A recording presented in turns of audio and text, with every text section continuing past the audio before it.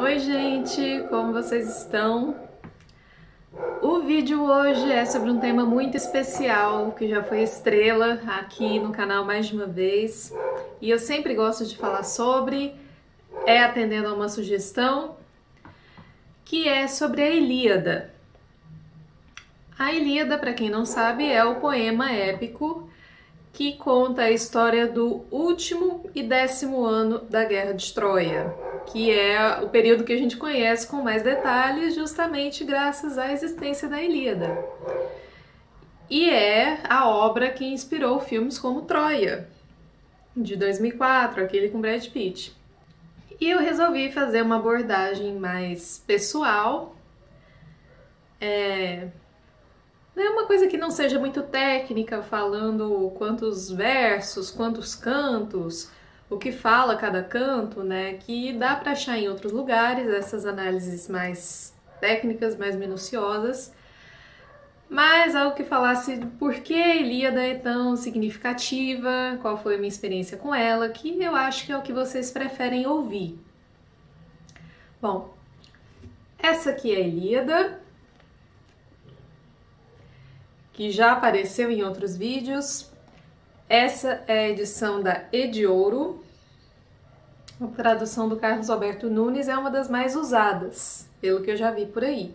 Então, quem conseguir dar um zoom vai ver que ela já tá bem carregada de anos, tá rasgadinha aqui do lado, o plástico da frente soltando um pouco. É porque ela realmente tem uma história já de mais de 10 anos comigo. A primeira vez que eu li foi quando eu tinha 13, estou com 28, então vocês façam as contas, são 15 anos já, juntas. 15 anos de muita história. E por que uma pessoa em sã consciência vai ler Ilíada quando tem 13 anos? Não sei se vocês já ouviram falar, mas é complicadinha de ler, consideravelmente difícil a leitura. Bom, porque foi naquele período, de 12 para 13 anos, que eu estava apaixonadinha pelo Troia. E quando eu vi nos créditos finais, que muita gente não vê, que tinha sido inspirada pela Ilíada, um livro chamado Ilíada, eu falei que um filme tão fantástico como aquele só podia vir de um livro tão fantástico quanto. E resolvi que eu ia ler, mesmo sabendo a fama de difícil que ela tinha. Então eu li, realmente não foi fácil, eu levei 1 ano para terminar de ler. Tem passagens que para entender você precisa ler 2, 3 vezes, esperar, descansar um pouco, voltar nela, porque é um estilo que não se parece com o nosso, que troca muito sujeito e objeto na frase de lugar, A gente está acostumado com aquela coisa mais redondinha, mais tradicional, sujeito, objeto, mas eles vivem mudando de lugar nos versos. Uma coisa que eu acho particularmente difícil, que torna a leitura mais cansativa, é que quando são feitas as comparações, e elas são feitas durante todo o poema,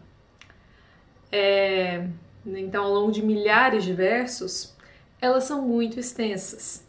Então começa comparando tal ação por exemplo, curtir o couro do boi, e só a parte do couro do boi já é muito detalhada. Então terminava a comparação, eu nem lembrava mais do que estava sendo comparado e tinha que voltar. Isso sem contar o próprio vocabulário, que é cheio de palavras que para nós já são antigas, já quase não são usadas mais. Claro, a própria cultura dos ancestrais dos gregos, ali é mais ou menos como os tataravós da Grécia. Para usar uma expressão que eu ouvi num vídeo e achei o máximo, é Grécia Antiga ao quadrado, é a antiguidade da Grécia Antiga. É esse pessoal da Ilíada. É Aquiles, Heitor, que é troiano, mas é um dos grandes da história. Agamenon, Ulisses, ou Odisseu, Nestor, Diomedes. Todos esses nomes são heróis que serão cultuados pelos gregos que a gente estuda em história, digamos assim, que a gente conhece melhor, Então, quando a gente tem o Temístocles, que vai ser uma peça-chave para a vitória dos gregos contra os persas, né, vitórias que serão definitivas para que os gregos expulsem de vez a ameaça persa, Temístocles, num romance que eu li, por exemplo, Salamina, cultuava como herói, como modelo de vida, Odisseu, o astuto, o engenhoso. Bom, uma curiosidade que nunca deixa de ser interessante é que, claro, primeiro, a Ilíada, tal como foi gerada, concebida, não era nessa forma de livro, porque esse formato não existia. E, na verdade, ela não foi criada como um texto escrito. Quando vocês forem pegar a Ilíada para ler, vocês vão ver que ela é dividida em cantos. Não é aquela divisão tradicional de capítulos, embora haja uma certa equivalência, né? Os cantos são temáticos, pelo menos nessa edição aqui da Ediouro, cada um ali no começo vem com um resuminho do que acontece. Então, cada canto tem um tema forte do que acontece, fora as outras coisas. A Ilíada e a irmãzinha dela, a Odisseia, eram poemas cantados. Eles não eram escritos e declamados, eles eram memorizados e cantados. Coleções de histórias que eram conhecidas, personagens que eram conhecidos, e que nessa forma de um poema longo, um poema épico que conta a história da maior guerra já travada, tomam uma forma muito específica, que é a que a gente conhece hoje. Então, sim, os aedos, os nossos poetas cantores da época, memorizavam esses poemas e cantavam. Antes que você comece a achar que isso é impossível, memorizar tudo isso aqui, que é bastante coisa, e é o que chegou pra gente, viu? Se não houver mais cantos e versos perdidos por aí. Tá bom que sim, inclusive houve pesquisas, uma em especial no início do século XX, que comprovou que certas expressões que aparecem nesses poemas e que se repetem muito, como por exemplo Aquiles de pés ligeiros, Tétis de argênteos pés, de pés de prata, o sábio Nestor e por aí vai, né, que se repetem muito ao longo do poema, eram na verdade marcas de uma tradição oral. E, bom, eu já falei, e quem quiser saber mais, eu já falei disso no outro vídeo que vai aparecer no cardzinho. Se você ainda não viu ou quer rever, dá uma olhadinha lá que é muito legal a história dessa pesquisa. Então sim, esses poemas eram cantados. Significa que os primeiros versos seriam algo mais ou menos assim. Canta-me a cólera, ó deusa funesta de Aquiles expelida, causa que foi de os aquivos sofrerem trabalho sem conta, e de baixarem para o Hades as almas de heróis numerosos, e esclarecidos ficando eles próprios aos cães atirados. Então sim, graças ao professor Leonardo Antunes, da Federal do Rio Grande do Sul, que fez um texto cantando e tocando esses versos.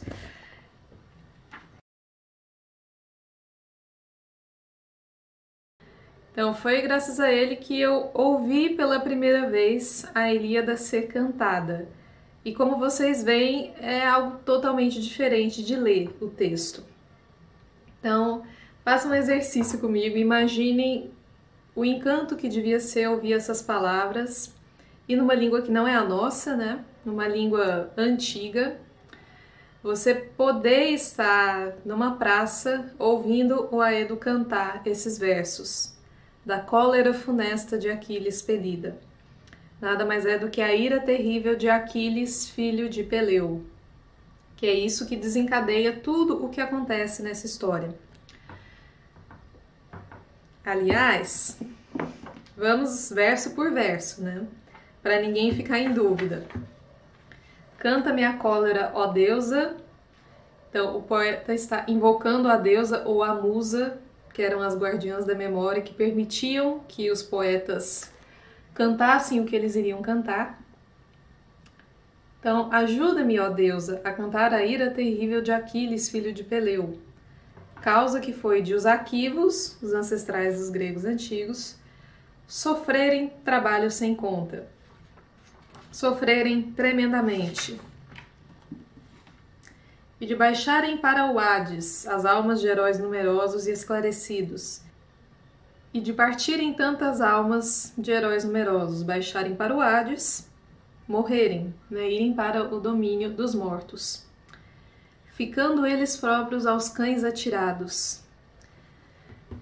Porque acontecia, embora fosse algo terrível e a ser evitado, que os cadáveres nem sempre fossem recuperados e tivessem um funeral próprio.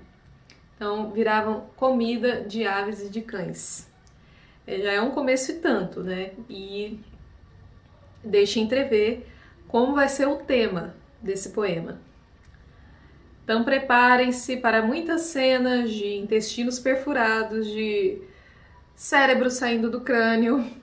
Sim, tem umas descrições bastante detalhistas, mas é óbvio que não se resume a ser um poema de guerra. Aliás, talvez você esteja se perguntando por que esse poema é tão importante se ele só conta um dos 10 anos da Guerra de Troia. Porque é o ano em que tudo de mais importante acontece. Imaginem, você é um soldado, nem precisa ser muito importante, tá? Mas você é um soldado que está longe de casa há 10 anos, quando no início todos pensavam que seria fácil tomar as muralhas de Troia, mas já se vão 10 anos, vocês ainda estão lá, já perderam incontáveis camaradas, incontáveis homens, ninguém aguenta mais. E como se não bastasse, ainda acontece uma briga entre o campeão de vocês, Aquiles, o maior guerreiro que já existiu, e Agamenon, que é o chefe do exército. E graças a essa briga, Aquiles diz que não vai mais lutar, que os gregos irão, e Agamenon especialmente, irá implorar por ele, antes que ele considere voltar a lutar. Agamenon diz, vai, tudo bem, vocês ficam sem a sua maior arma. O que acontece? Muita desgraça. É aí que, se você morre de medo de spoiler, pule essa parte. Mas é a partir daí que os gregos irão tomar um revés tremendo, eles ficarão encurralados contra os próprios navios pelos troianos, e isso tudo no meio de muitas brigas entre os deuses, os partidários dos gregos, os partidários dos troianos, quem está tentando mais ou menos se manter neutro. É nessas também que Patroclo implora que Aquiles empreste a sua armadura, já que ele não vai lutar, deixe que Patroclo lute no seu lugar. Ele é morto por Heitor, Aquiles fica enlouquecido de fúria e mata Heitor. E o momento mais tocante, mais sublime da história, que é quando Príamo, rei de Troia e pai de Heitor, vai implorar o corpo do filho, para que Aquiles devolva o corpo do filho. Então, gente, é um poema sobre a condição humana, numa circunstância muito específica e catastrófica, não importa de qual lado você olhe, que é a guerra. A guerra que desde o início estava profetizada que seria grande, a maior, talvez, que já existiu, que ceifou a vida de tantos homens, mas no meio da qual também há espaço para piedade e entendimento entre inimigos. Então, esse é talvez o maior motivo, mas é só um dos motivos pelos quais vocês devem considerar ler a Ilíada. Entre ela e a Odisseia, eu reconheço que a Odisseia, pelo menos a edição que eu tenho, não estou aqui com ela agora, mas depois eu olho o nome e ponho na descrição também, a Odisseia foi muito mais fácil de ler. Talvez porque o gênero, né, uma aventura atrás da outra, seja mais familiar para a gente, então a gente embarca com mais facilidade. A Ilíada não. A Ilíada já é mais pesada, tem um estilo assim mais truncado, mais difícil de ler mesmo. Mas você se acostuma, querendo você se acostuma. Pode levar um ano como eu, mas você consegue terminar de ler. Requer fôlego, né? E vontade. Você falar, não, agora eu vou ler, eu vou dar conta. E aí vai, não importa quanto tempo você leve.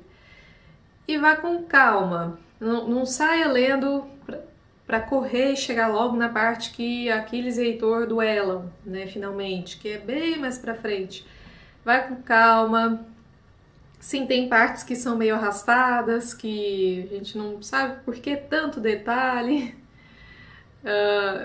ou é difícil entender o nível do detalhe, de tanta informação, como o canto do catálogo das naus, que o poeta vai listar todos os navios, digamos, todas as embarcações que foram para Troia, e tudo com as suas minúcias, então é um pouco chato de ler.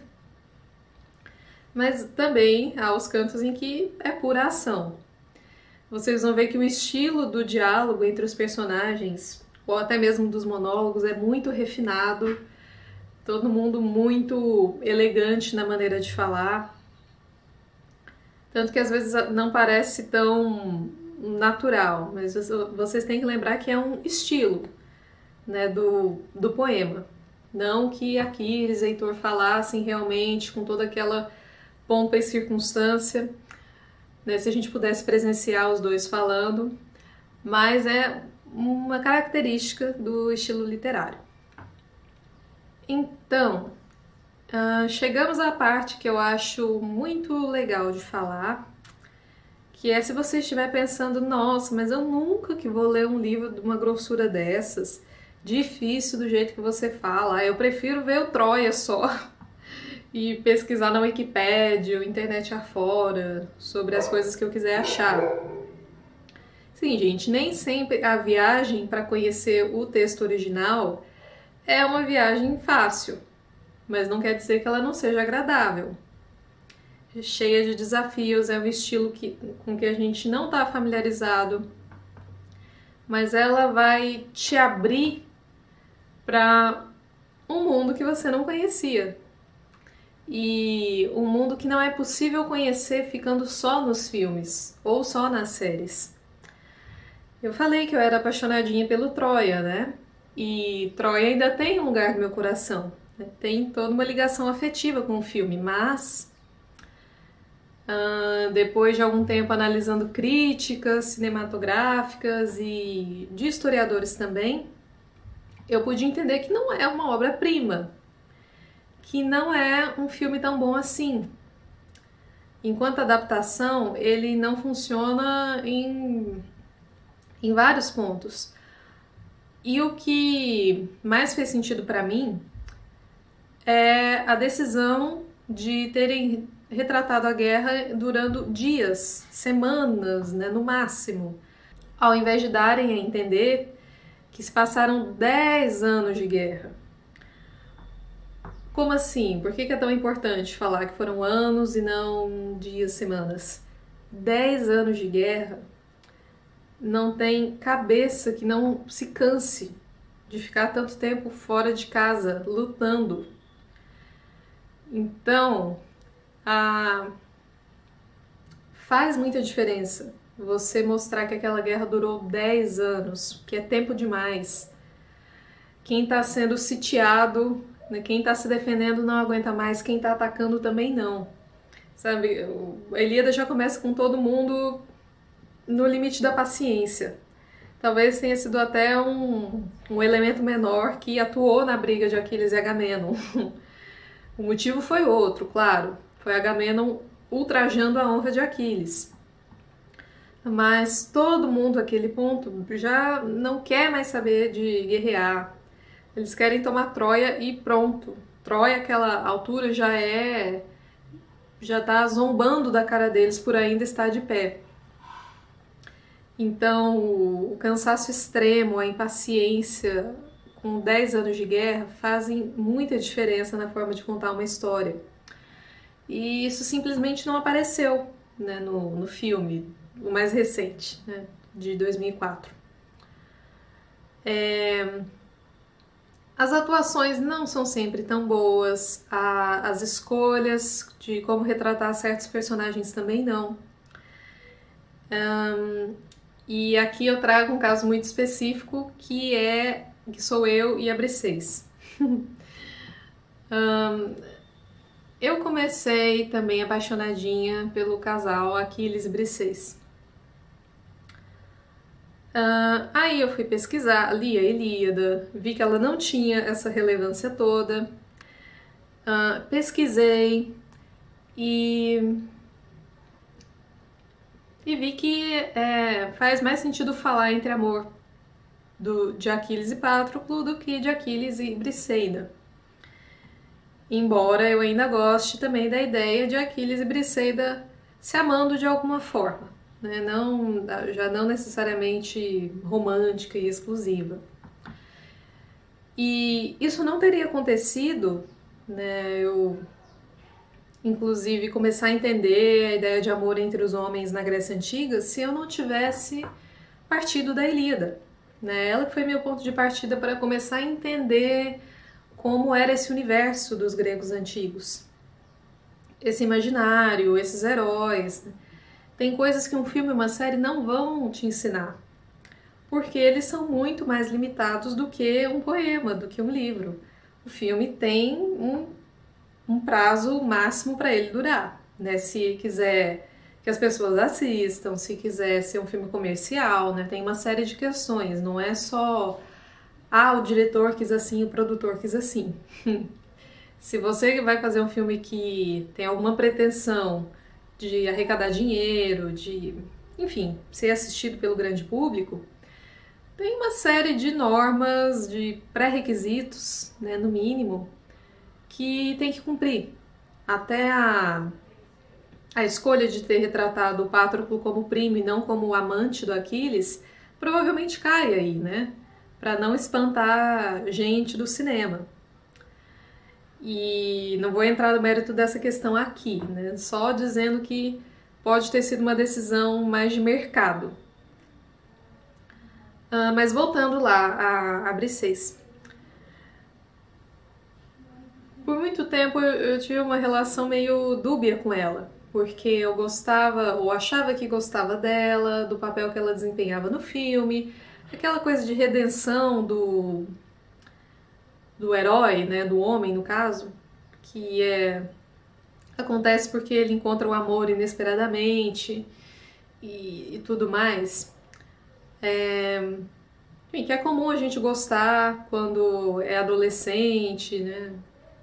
Mas depois, já analisando melhor a forma como ela aparecia, eu descobri que eu não gostava tanto dela, aquela Briseis do filme.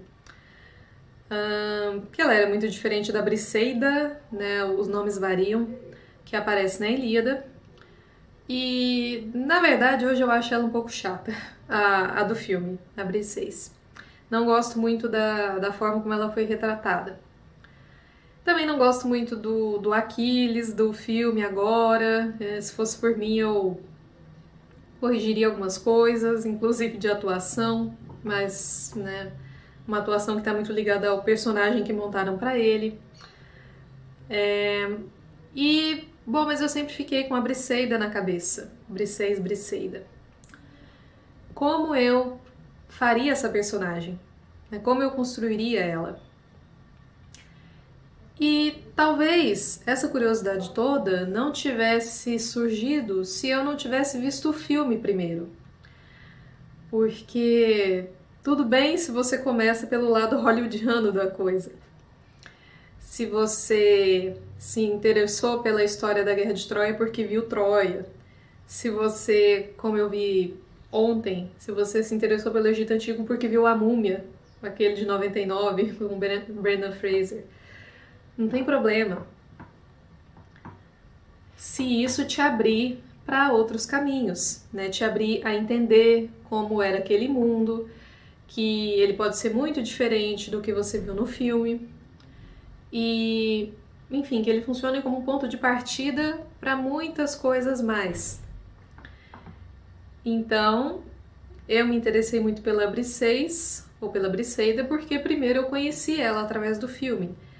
No poema, ela é muito mais apagada, né? Ela tem uma fala só. E, enfim, certas coisas vão ser um choque, sim, né? Quando vocês forem ler a Ilíada. E outras serão uma surpresa. Personagens que são extremamente desagradáveis ou supérfluos, como Menelau no filme, têm muito mais substância, é muito mais gostoso de acompanhá-los na Ilíada. Vocês vão ver que na Ilíada os personagens são muito mais complexos, não é aquela coisa de mocinho e vilão, né, de preto no branco. É bem mais complicado que isso. E isso aproxima os personagens da gente. Claro, tudo bem se você continuar gostando mais do Heitor do que do Aquiles quando você lê o poema, não é problema nenhum. Mas você vai ver que é aquilo que eu já falei desde o primeiro vídeo. Heitor tem nuances, Aquiles tem nuances também. Então ninguém é só uma coisa nem só outra. Tem lá os seus bons e maus momentos. E, bom, a minha curiosidade com a Briseis do filme me levou a ficar mais atenta à Briseida da Ilíada e de especular como eu faria essa personagem.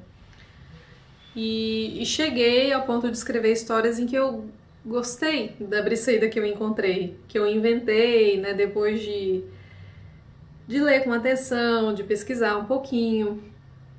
Então a nossa curiosidade pode começar dos lugares mais senso comum, mais distantes do poema, da história, mas é bom que a gente se esforce para ir, claro, além desses pontos de partida, de ler um poema que é difícil, ou qualquer outro texto que seja difícil, ir atrás da informação que parece que foge da gente, né? Passei muitas horas indo atrás de informações sobre a Briseida que eu não encontrava, indo até a página 10 do Google, entrando em todo tipo de site.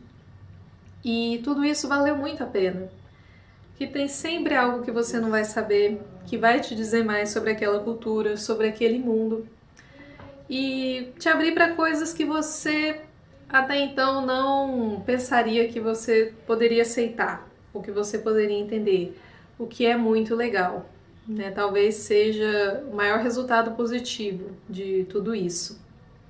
Então, eu volto a recomendar a Ilíada para vocês, para que vocês tenham a real noção do que foi essa guerra, de como aqueles personagens se sentiam, do ponto alto que é de dois inimigos conversando como se pudessem ser pai e filho.